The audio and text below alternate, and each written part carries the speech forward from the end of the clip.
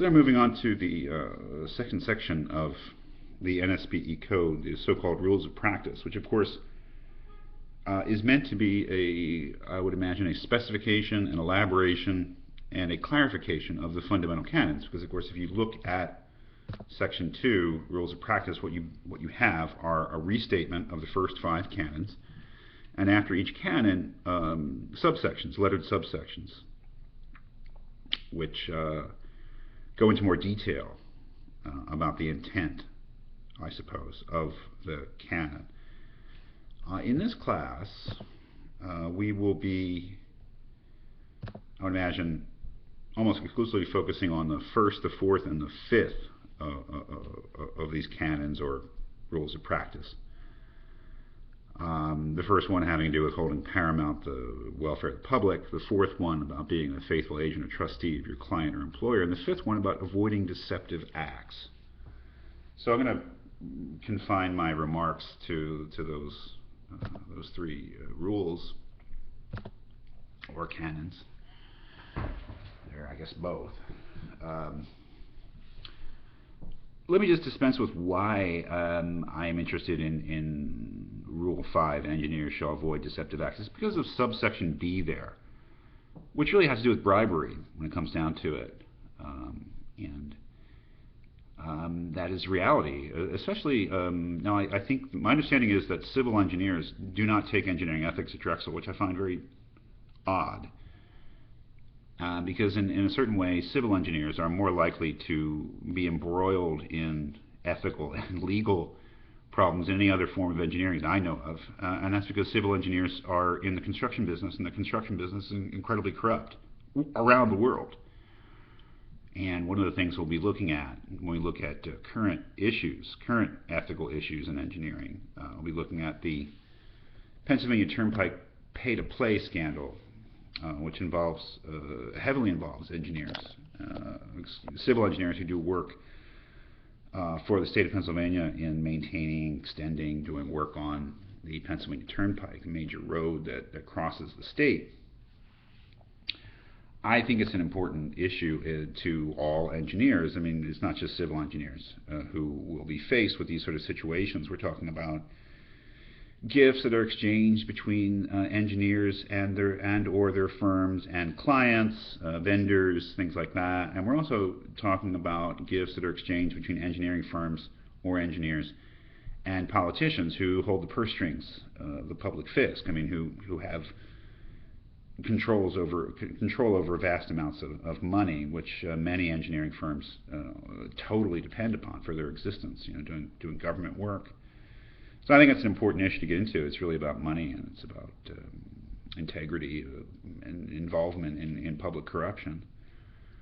The other 2 rules of practice or canons that we'll be focusing on, of course, are 1 and 4, and especially the apparent, at least, conflict between 1 and 4. The first rule of practice is the most important one. I think everyone recognizes that, the hold paramount canon.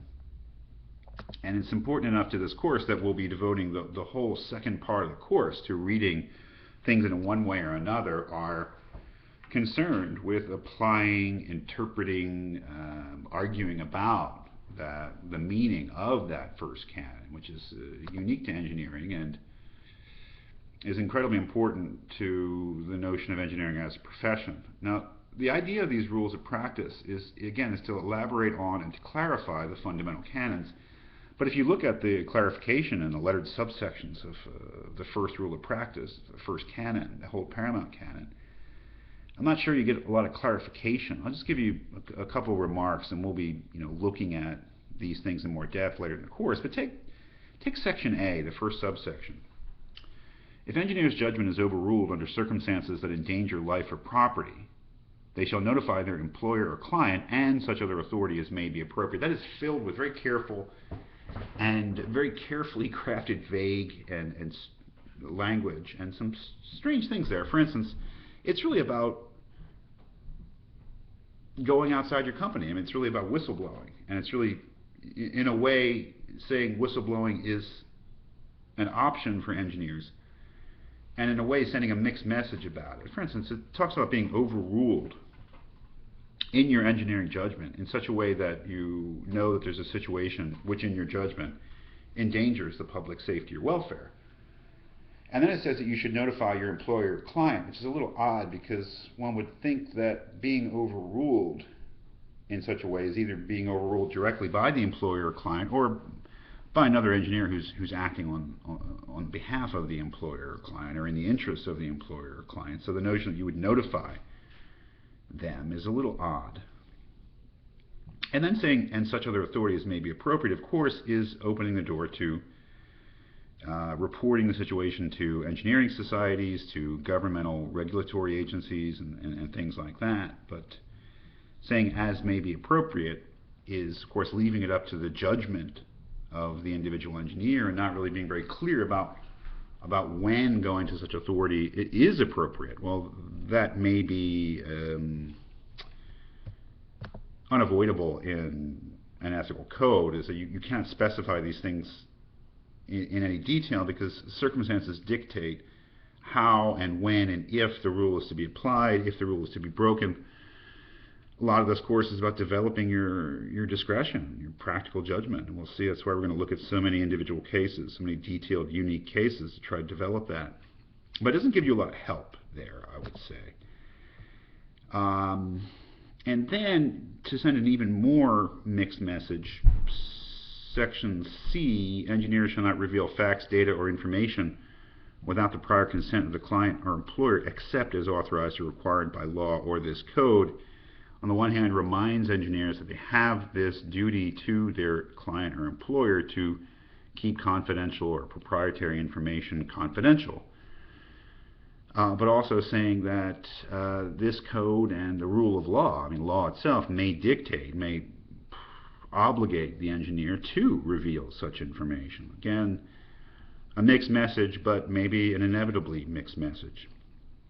Now if you look at subsection F there, there's something I think which is a little bit more straightforward and a little bit more clear, and that's engineers having knowledge of any alleged violation of this code shall report thereon to appropriate professional bodies, and when relevant also to public authorities, and cooperate with the proper authorities in furnishing such information or assistance as may be required. That is really opening the door to whistleblowing, which means just being going outside your firm or outside your company and reporting a dangerous or unethical situation. Basically saying that the engineer, in some circumstances, as may be required, as may be proper, has an obligation, a duty, in some circumstances, to report situations to professional bodies, and that would basically mean engineering societies like the NSPE, and to public authorities, which means the government and regulatory authorities and things like that, legal authorities. So that's a little bit more straightforward, I think. But this issue of the proper conditions under which to blow the whistle, to go outside the chain of authority in your firm or your company, is really a very thorny one, which we will again be looking at in some detail. And then we'll be looking, of course, at section or Rule 4 or Canon 4, which is really the the one that is apparently in conflict with the whole paramount canon. That's the one, be a faithful agent or trustee, and exactly how you can do both, be a faithful agent or trustee and hold paramount the safety and welfare of the public, is again much of what we'll be doing in section 2, or unit 2 of this course.